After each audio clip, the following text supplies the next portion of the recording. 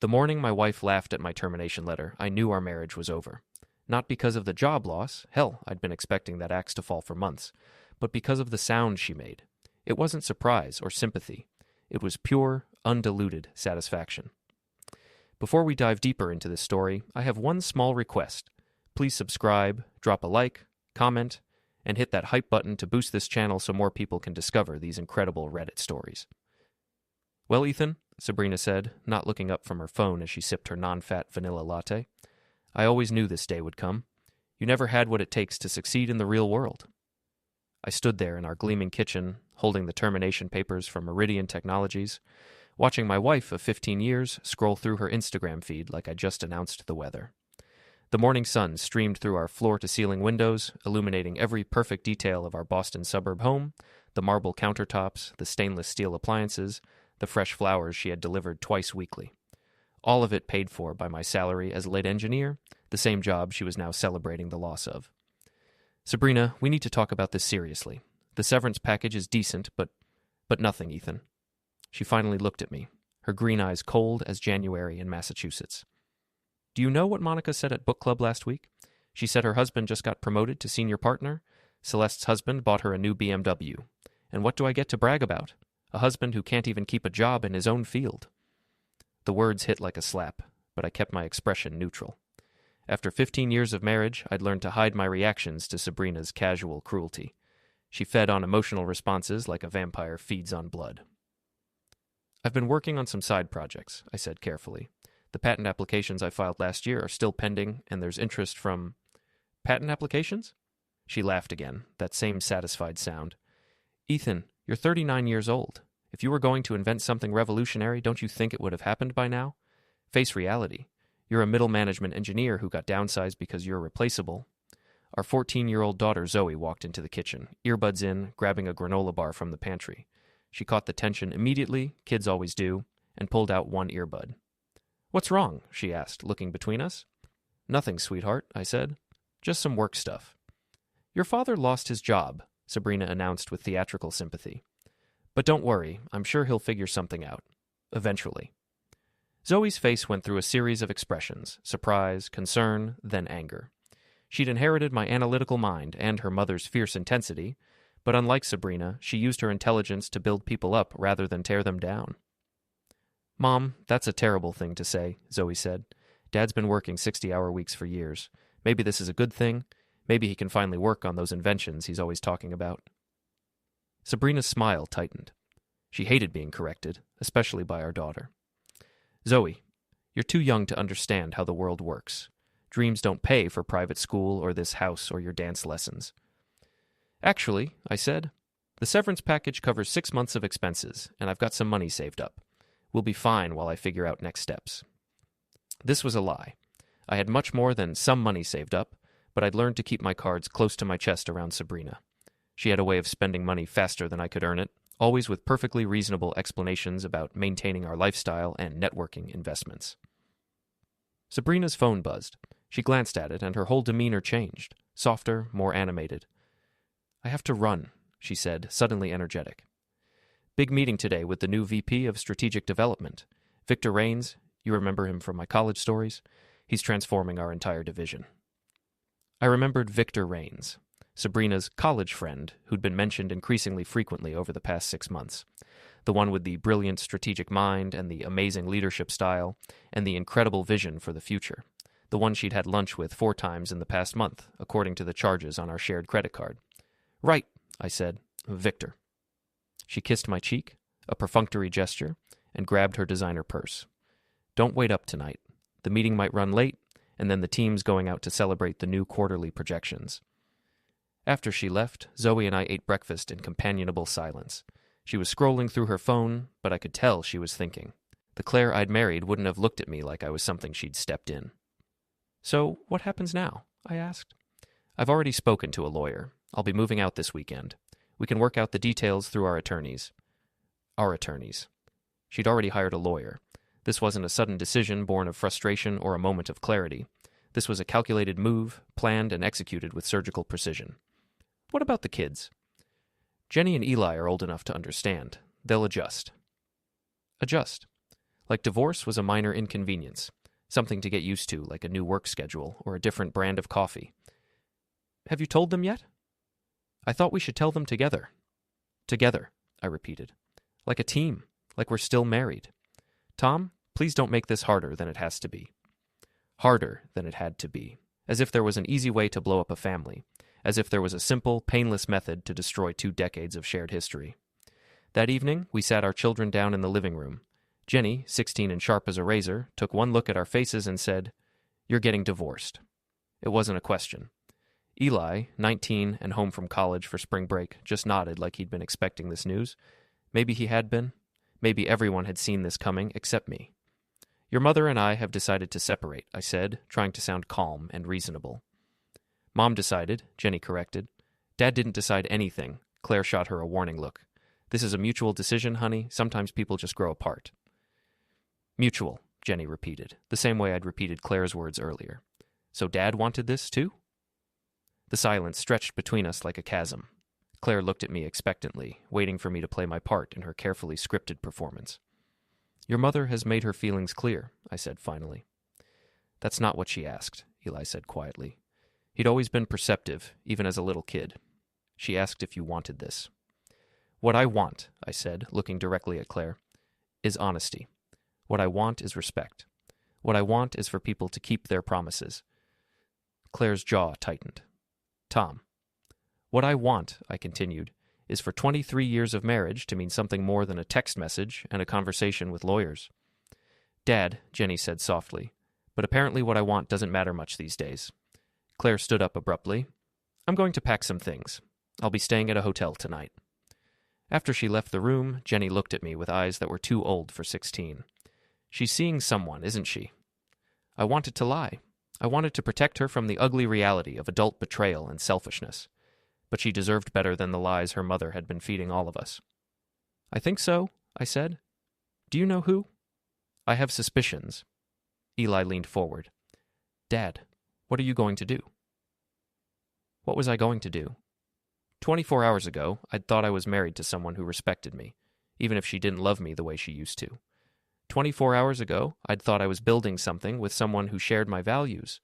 Now I felt like I'd been living with a stranger who'd been humoring me while she planned her exit strategy. I'm going to find out the truth, I said, and then I'm going to decide what comes next. Over the following weeks, the truth revealed itself in layers, like an onion made of betrayal and lies. Claire moved out of the hotel and into a furnished apartment downtown. She claimed it was temporary, just until we could work out a more permanent arrangement. But temporary apartments don't usually come with 2 parking spaces, and Claire's BMW wasn't the only car I saw there when I drove by on my way to work. The other car was a silver Audi with vanity plates that read Surgeon 1, subtle, Dr. Adam Fraser.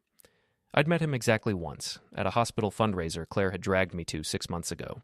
Tall, handsome in that artificial way that comes from expensive grooming and regular gym sessions, the kind of man who wore his stethoscope like jewelry and talked about his golf handicap at medical conferences. He was also married, which added an extra layer of sleaze to the whole situation. I started paying attention to details I'd been ignoring, the receipts in Claire's purse for restaurants that specialized in intimate dining experiences, the credit card charges for lingerie from boutiques that didn't sell anything in my size, the way she'd started working out religiously and buying clothes that were more suited to someone half her age trying to impress someone new. The worst part wasn't the betrayal itself. The worst part was realizing how long it had been going on and how stupid I'd been not to see it. Our legal team has reviewed everything. The patent was filed under Mr. Shaw's name, developed on his own time, using his own resources. Meridian Technologies has no claim to it. What's the timeline? I asked. We can have the contracts finalized by the end of the week. First payment of $30 million would be transferred immediately upon signing. $30 million. By Friday. We spent 2 hours going through the details. The contract was fair, generous even. Nexus Biotech would handle all development and manufacturing, while I retained certain oversight rights and collected royalties.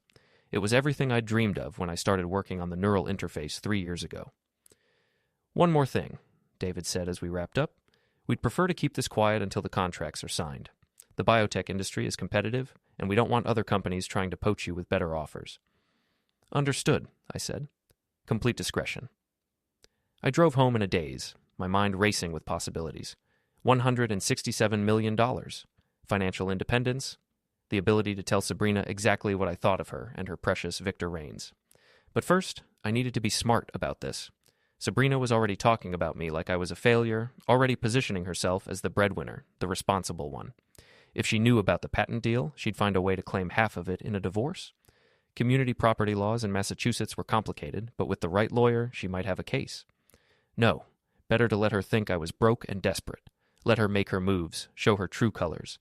Then, when the time was right, I'd reveal my hand. That evening, Sabrina came home late again, humming the same satisfied tune as the night before. "How was your day?" she asked, not really listening as she sorted through the mail. "Productive," I said. "I'm working on some leads." "Good, because I talked to Monica today, and she mentioned that her neighbor's husband is looking for someone to help with his landscaping business. It's seasonal work, but it's something." Landscaping. Yesterday it was insurance, today it was landscaping. Tomorrow she'd probably suggest I become a dog walker. "I'll keep that in mind," I said. "You should, because honestly, Ethan, we can't live on my salary alone.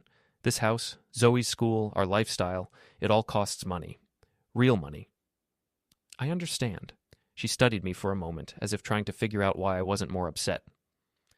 "Victor was asking about you today. He wanted to know how you were handling the job loss." "Victor was asking about me?" "Well, I mentioned it during our lunch meeting. He's very thoughtful that way. Always asking about people's families, their personal situations. He said he might know of some opportunities for someone with your background. How generous of him." "It is generous, Ethan. He doesn't have to care about my unemployed husband, but he does. Because he's a good person." I nodded and smiled, filing away this information. Victor Rains was asking about me. Interesting. Later that night, after Sabrina had gone to bed, I sat in my basement office and did some research on Victor Rains. LinkedIn showed an impressive resume. Harvard MBA, 10 years at McKinsey, now VP of Strategic Development at Sabrina's company. Married to Julia Rains, a pediatric surgeon. 2 kids, both in private school. Big house in Brookline, country club membership, the whole upper-class Boston package. His Facebook profile was more revealing. Lots of photos from business trips, charity galas, golf tournaments. And in several recent photos, there was Sabrina, at a company retreat in Vermont, at a client dinner downtown, at what looked like a hotel bar in Chicago. I scrolled through the comments on these photos. Lots of colleagues making jokes about the dynamic duo and the dream team. But one comment from someone named Greg Martinez caught my attention. "You two make a great couple." Sabrina had liked the comment. I sat back in my chair, pieces clicking into place. This wasn't just an affair, it was a public affair. Sabrina and Victor were flaunting their relationship in front of colleagues, making a joke of my marriage. The only person who didn't know was me. Well, now I knew. My phone buzzed with a text message from Janet Ennis. "Contracts look good. Nexus wants to sign Friday at 10 a.m. Are you ready to become very, very rich?" I typed back, "More ready than you know." Then I opened my laptop and started making a list. If Sabrina wanted to play games, I'd play games, but I'd play to win. And I had 167 million reasons to make sure I did. Friday morning arrived gray and drizzling, typical October weather in Boston. Sabrina had left early for another strategic planning session with Victor, which apparently required her to dress in her most expensive suit and her favorite perfume, the one she used to save for special occasions with me. At exactly 10 a.m., I walked into the Nexus Biotech offices and signed my name on a contract that would change my life forever. Janet Ennis witnessed the signature, David Chen shook my hand, and just like that, I became worth more money than I could have imagined a week ago. "The first payment will hit your account by Monday," David said. $30 million. I have to ask, how does it feel? Surreal, I said honestly, but also like vindication. I've been working on this technology for 3 years, and everyone told me it was a waste of time. Everyone? My wife, mostly. She thought I was chasing fantasies instead of focusing on my career. David smiled. Well, now you can afford to chase all the fantasies you want. I drove home with the signed contracts in my briefcase, feeling like I was floating 6 inches off the ground. But as I pulled into my driveway, reality came crashing back. Sabrina's car was there, which was unusual for a Friday afternoon. She typically worked late on Fridays, especially lately. I found her in the kitchen, sitting at our breakfast bar with her laptop open and papers spread around her. She looked up when I walked in, and her expression was cold, calculated. "We need to talk," she said. "Okay, what about?" "About our marriage, about our future, about the fact that you're unemployed with no prospects, and I can't carry this family alone anymore." I set my briefcase down carefully. Sabrina, I told you I'm working on some opportunities. What opportunities, Ethan? Landscaping, dog walking. Face the facts. You're a 40-year-old engineer with no job and no realistic path forward. Meanwhile, I'm building a real career with real potential. With Victor? The question hung in the air between us. Sabrina's eyes flashed, surprise, then calculation, then defiance. Victor is my boss, she said carefully. And yes, he's been mentoring me, helping me develop my strategic thinking. He sees potential in me that you never have. Is that what you call it? Mentoring? What are you implying? I pulled out my phone and showed her the Facebook photos I'd found. I'm not implying anything. I'm stating facts. You're having an affair with Victor Rains, and you're not even trying to hide it. She stared at the phone for a long moment, then looked back at me. Instead of denial or shame, I saw something else in her expression. Relief. You're right, she said. I am having an affair with Victor, and you know what? I'm glad you found out. I'm tired of pretending this marriage is working. The words hit me like a physical blow, even though I'd been expecting them. Hearing your wife admit to adultery with casual indifference is like being punched in the stomach by someone you trust. How long? I asked. Does it matter? Long enough to know that he's everything you're not. Successful, ambitious, confident. He has a vision for the future, Ethan. He knows what he wants, and he goes after it. He's married. He's getting divorced. We both are. She gestured to the papers on the counter. I've already talked to a lawyer. I'm filing next week. I looked at the divorce papers, official documents from one of Boston's most expensive family law firms. She'd been planning this for weeks, maybe months. What about Zoe? Zoe will adjust. She's smart. She'll understand that sometimes people grow apart, and she'll be better off seeing her mother with someone who can actually provide for her future. And you think Victor is going to leave his wife for you? Sabrina smiled, the same satisfied expression she'd worn when she heard about my job loss. He already has, Ethan. He moved out last month. We're looking at apartments together. The hits kept coming. My wife wasn't just cheating on me. She was planning a whole new life with another man, and I was just an obstacle to be removed. I see you've thought this through. I have, and I'm being generous. I could take half of everything, the house, your pension, your savings, but I don't want to drag this out. Sign the papers, let me buy out your half of the house, and we can both move on with our lives. I picked up the divorce papers and scanned through them. She was offering me $200,000 for my half of the house, about $100,000 less than it was worth. Plus, she wanted half of my pension and savings, but was generously allowing me to keep my car and personal belongings. This is quite an offer, I said. It's fair, considering your current situation. Unemployed, no prospects, no leverage. Take the deal, Ethan. It's better than you'll get if we go to court. I set the papers down and looked at my wife. Really looked at her. Actions have consequences. She leaned forward, lowering her voice. Tom, I know you're hurt. I know this is difficult. But destroying our lives isn't going to make anything better. Our lives? You destroyed our life when you decided to sleep with a married colleague. I'm just making sure everyone knows about it. It's not that simple. It's exactly that simple. You made a choice. You chose to betray 23 years of marriage for some excitement with a surgeon who drives a fancy car and takes you to expensive restaurants. Now you get to live with the consequences of that choice. Claire's eyes filled with tears, but I wasn't moved. I'd seen her cry before, usually when she wanted something or when she'd been caught in a lie. I never meant for it to happen, she said. It just did. Things don't just happen, Claire. People make choices. You chose to have an affair. You chose to lie to me for months. You chose to end our marriage via text message. Those were all deliberate decisions? I was unhappy, Tom. I had been for years. So was I, but I didn't deal with it by sleeping with someone else. She wiped her eyes with a napkin. What do you want from me? I want you to understand that there are consequences for what you've done. I want you to know that you can't just blow up a family and walk away without any repercussions. And then what? You'll leave us alone? I'll consider it. She reached across the table and grabbed my hand. Tom, please, I'm begging you. End this. I looked at her hand on mine, remembering when her touch used to comfort me instead of making my skin crawl. You ended it, I said, pulling my hand away. The day you decided to cheat. The day you decided I wasn't worth being honest with. The day you chose him over me. I stood up to leave, but she grabbed my arm. Tom, wait. There's something else you need to know. I sat back down. What? Adam's wife, Linda, she knows about us. I figured she might, after today. No, you don't understand. She's known for months. She's been planning something. Planning what? I don't know exactly, but she's been collecting evidence, photos, credit card records, hotel receipts. She's building a case. A case for what? Divorce. But not just any divorce. She wants to destroy him completely. Take everything, the house, the practice, the investments, everything. I felt a smile tugging at the corner of my mouth. Good for her. Tom, if she goes public with what she has, it won't just hurt Adam. It'll hurt me too. My career, my reputation, everything I've worked for. You should have thought about that before you started sleeping with her husband. Please, I'm asking you to call her off. Call her off? Claire, I don't even know the woman. And even if I did, why would I want to stop her from getting justice? Because it'll hurt Jenny and Eli, too. When this all comes out, when it becomes public, they'll be humiliated. Their friends will know. Their teachers will know. Everyone will know.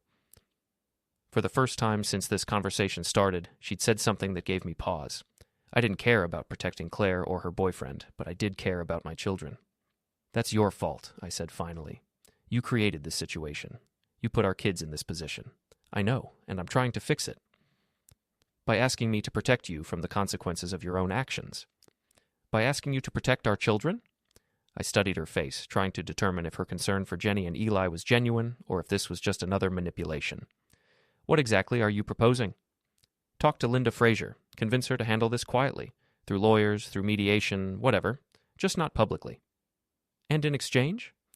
I'll make the divorce as easy as possible. No fighting over assets, no custody battles. We'll split everything fairly and move on. Fairly according to whom? According to you.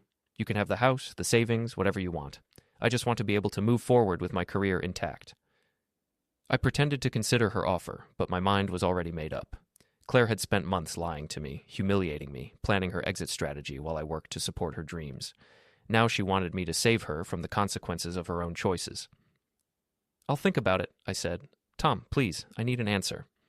And I need time to think. This is a big decision. She looked frustrated, but nodded. How long? A few days. I'll call you. After Claire left, I sat in the coffee shop for another hour, thinking about her proposal.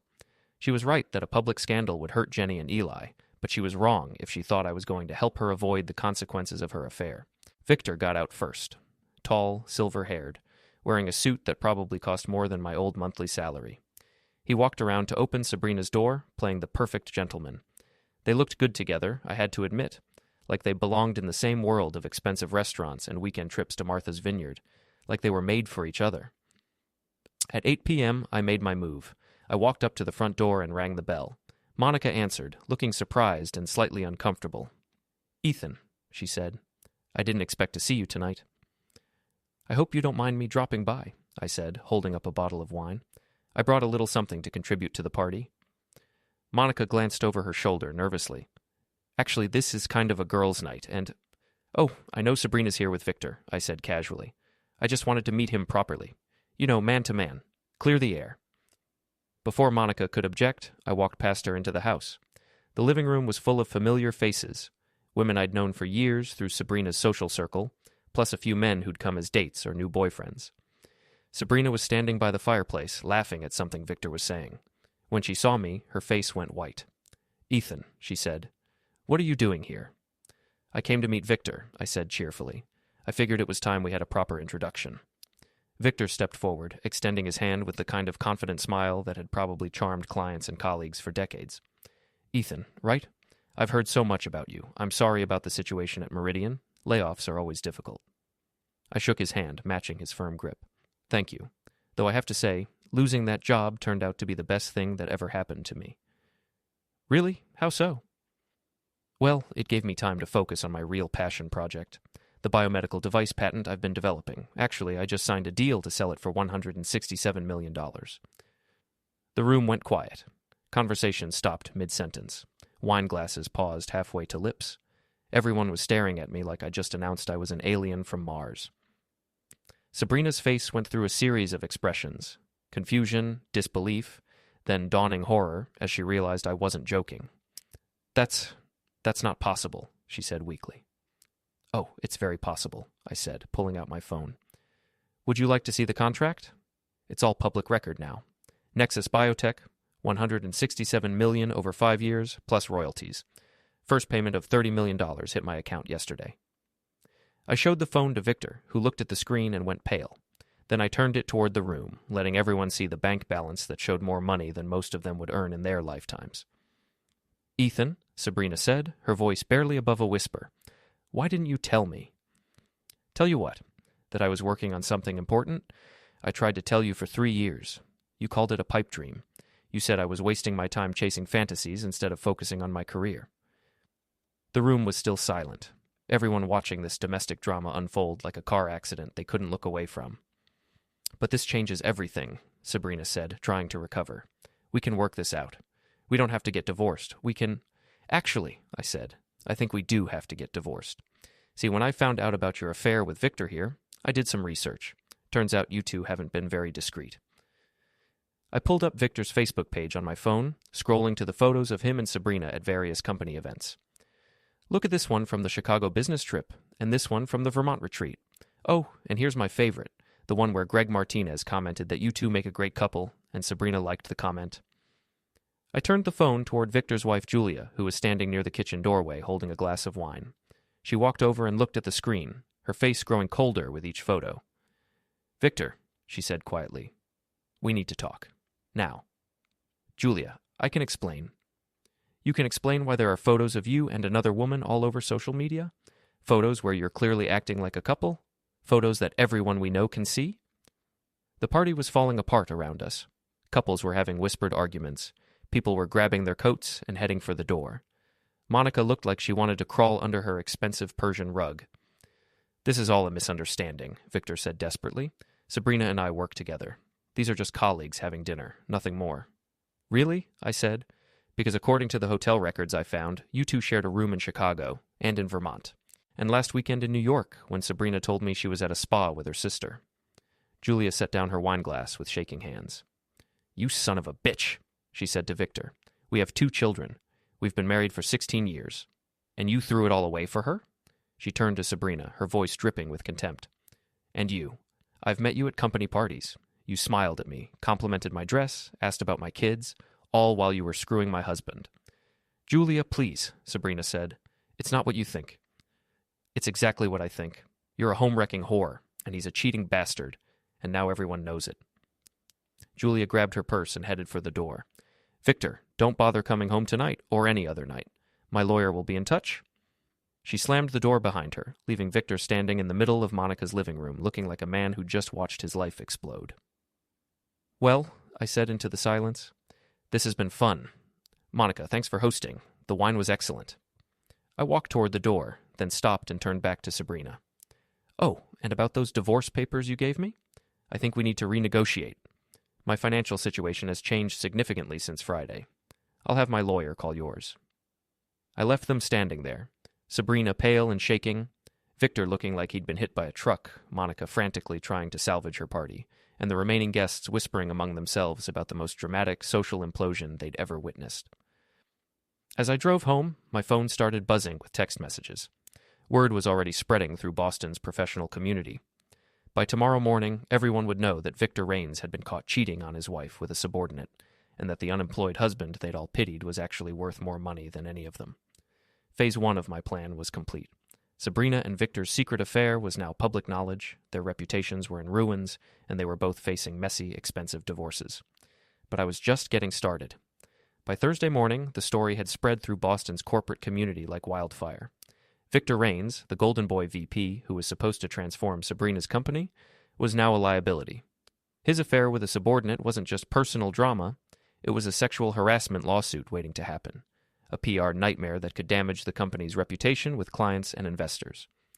I learned this from Brian Murphy, my best friend since college, who worked as a financial analyst downtown and had his ear to the ground on corporate gossip. "Dude," he said when he called me Thursday morning, "you are the talk of the entire financial district. Everyone's talking about how you humiliated Victor Raines and your wife at Monica's party, and the patent deal? Holy shit, Ethan. $167 million? Word travels fast. Are you kidding? This is the best gossip Boston's had in years. The unemployed husband who turned out to be secretly rich, the cheating executive who got caught red-handed, the corporate affair that blew up at a dinner party. It's like a soap opera." "What are people saying about Victor?" "That he's done. His company can't afford to keep him after this. Sexual harassment policies, corporate ethics, public relations. He's toxic now. And your wife isn't looking too good either. Word is that she was bragging about her relationship with the boss, making jokes about her loser husband. Now she looks like a gold-digging opportunist who picked the wrong horse. I smiled, sitting in my basement office with my coffee and the morning paper. Interesting. Ethan, I have to ask, did you plan this? The timing seems awfully convenient. Brian, I'm just an unemployed engineer who got lucky with a patent application. If my wife chose to have an affair with her married boss, and if they chose to flaunt it on social media, well, that's their decision. Right.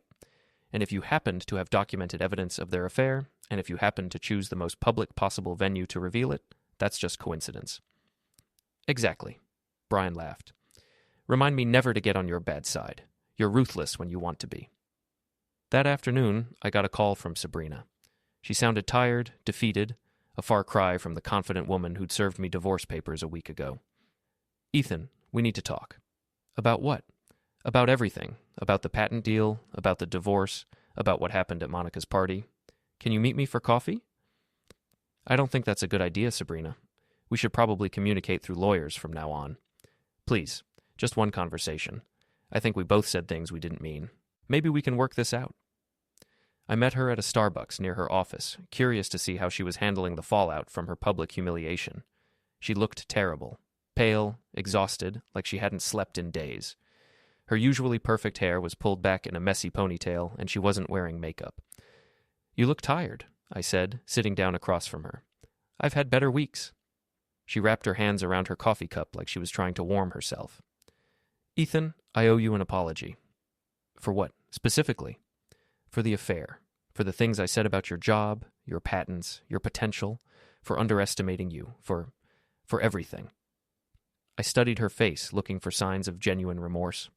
What I saw instead was calculation, a woman who'd realized she'd made a terrible mistake and was trying to find a way to salvage the situation.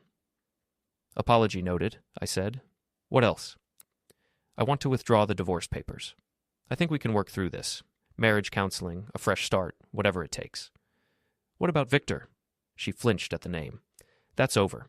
It was a mistake, a temporary lapse in judgment. He's not the man I thought he was. Really? What changed your mind? He got fired yesterday. The company couldn't keep him after the scandal.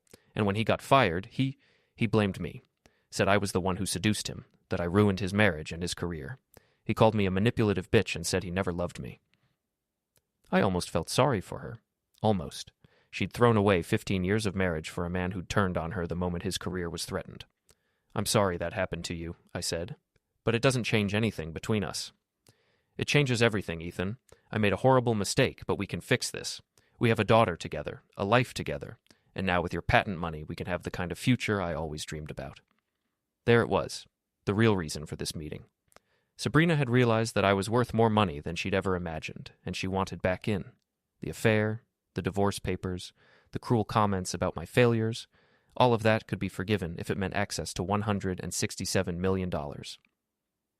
Sabrina, do you remember what you said when I lost my job? You said you always knew I'd fail. You said I didn't have what it takes to succeed in the real world. I was upset, stressed about money. I didn't mean it. And when I told you about my patent applications, what did you say? She looked down at her coffee. I said they were pipe dreams.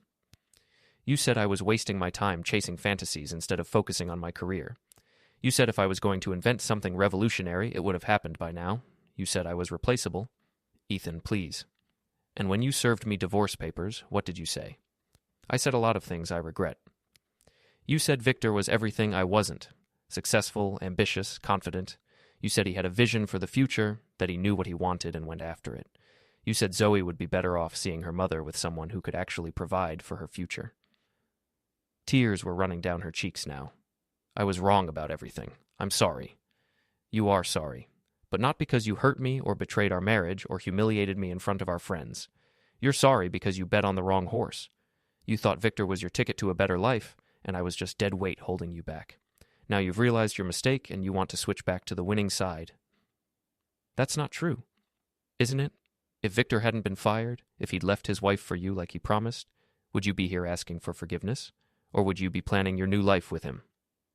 She didn't answer, which was answer enough. I'll tell you what, Sabrina. I'll make you a deal. I'll give you exactly what you offered me in the divorce papers. $200,000 for your half of the house, half of your pension and savings, and you can keep your car and personal belongings. That's fair, considering your current situation. Ethan, that's not funny.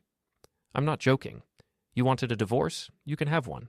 But the terms have changed now that my financial situation is different. I stood up and put on my coat. Oh, and Sabrina, I'll be filing for full custody of Zoe. I think a judge will be very interested to hear about your affair with your boss, especially when there are photos and hotel records to back it up. I left her sitting there, crying into her coffee, realizing that her attempt to trade up had cost her everything: her marriage, her daughter, her financial security, and her reputation. As I drove home, I felt something I hadn't felt in months: satisfaction. Not happiness, exactly, but the deep satisfaction that comes from seeing justice done. Sabrina had made her choice.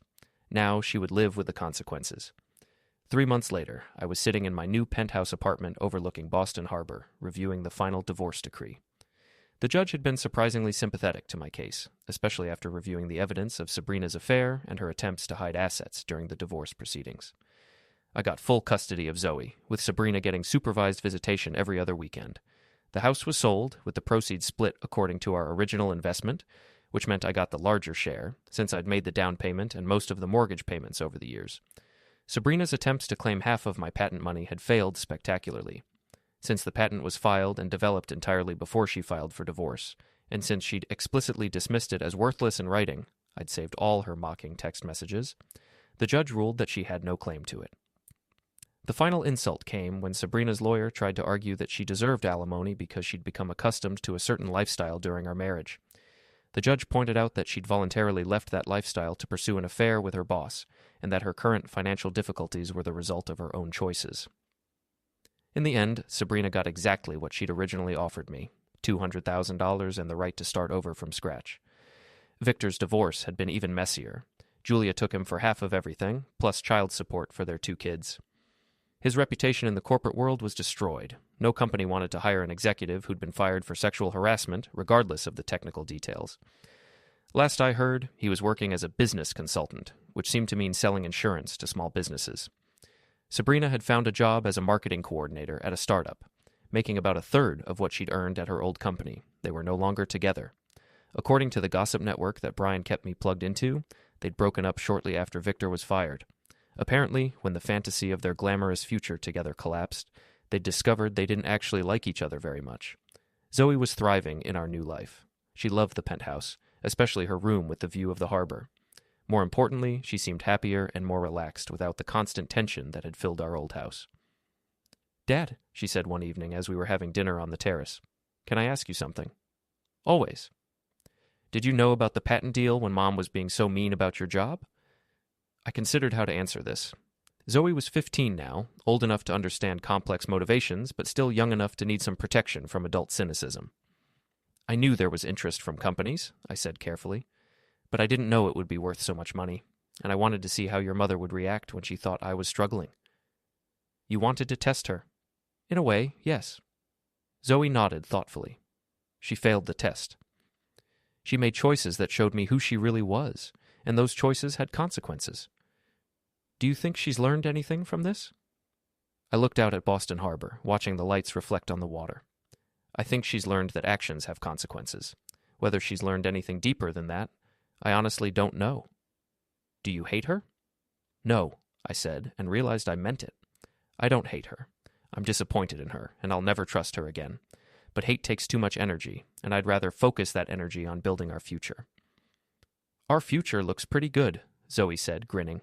"It does indeed." Later that evening, after Zoe had gone to bed, I stood on the terrace looking out at the city lights. My phone buzzed with a text message from an unknown number. "Ethan, this is Sabrina. I know you probably don't want to hear from me, but I wanted you to know that I'm sorry.